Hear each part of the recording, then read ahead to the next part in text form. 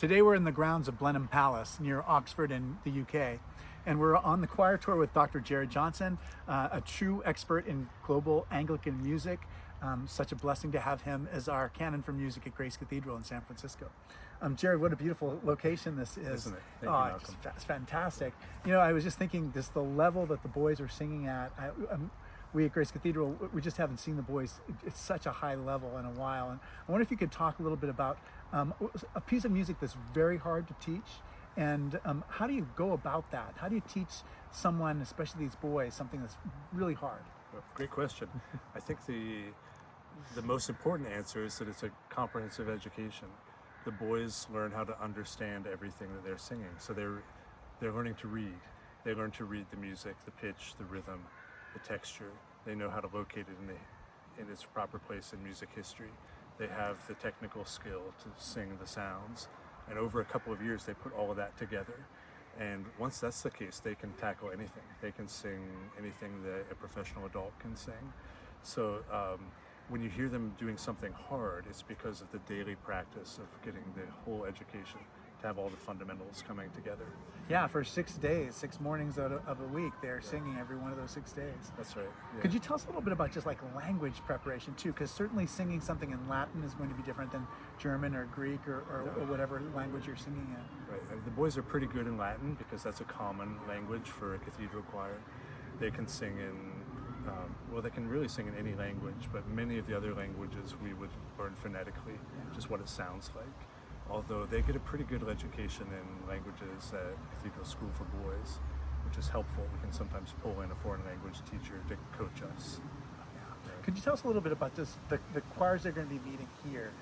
What are their strengths and weaknesses? What will the boys learn musically from the folks they're meeting in the UK? Well, we're going to be singing tomorrow with the choir of Magdalen College, and later in the week with Christ Church, Oxford.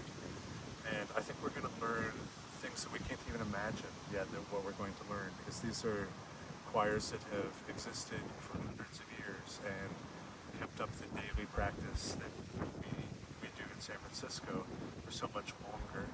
But they're basically doing the same thing that we do. They're singing the same music, they're singing the same liturgies. I think we'll also find that we're very familiar with each other, even though we haven't met yet. I mean, that's a beautiful thing about the Anglican tradition, is that it's universal and it connects us all.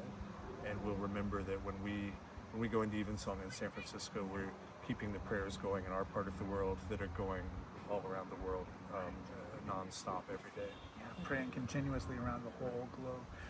I wonder too, just what this tour will mean for the boys spiritually. What is your take on that?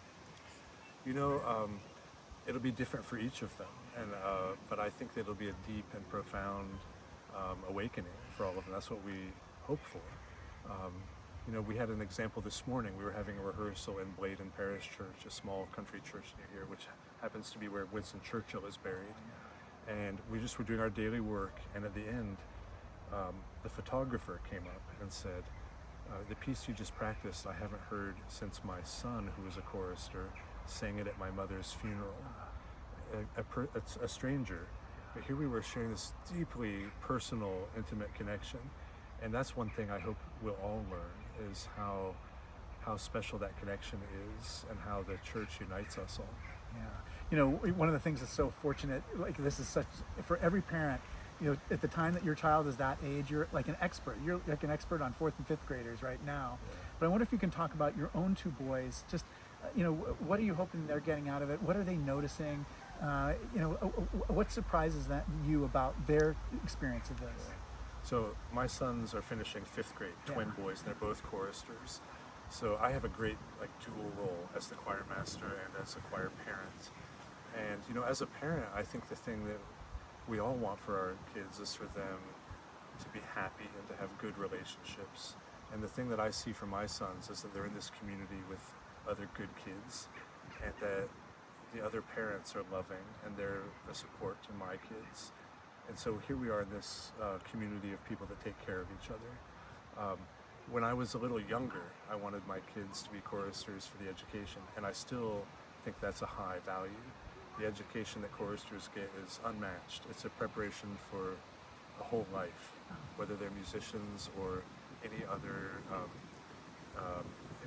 path they choose, they're going to have self-control and discipline. They're going to know how to work on a team, how to support their neighbors, how to exist in a society with other people in a positive way. Those are great kind of transferable skills that choristers learn through the discipline of serving Grace Cathedral. Yeah, it's so great. I feel so fortunate to be included in this, and I've just been watching so much from you, learning from you, and from the boys too. And me too. We learn a lot from them, and we're really glad that you're here supporting them on tour. It says a lot about Grace Cathedral that our dean is here with us. Well, thanks so much for watching. I'm here with Jared Johnson, the Canon for Music at Grace Cathedral. My name is Malcolm Clemens Young. Thanks for watching More Good News.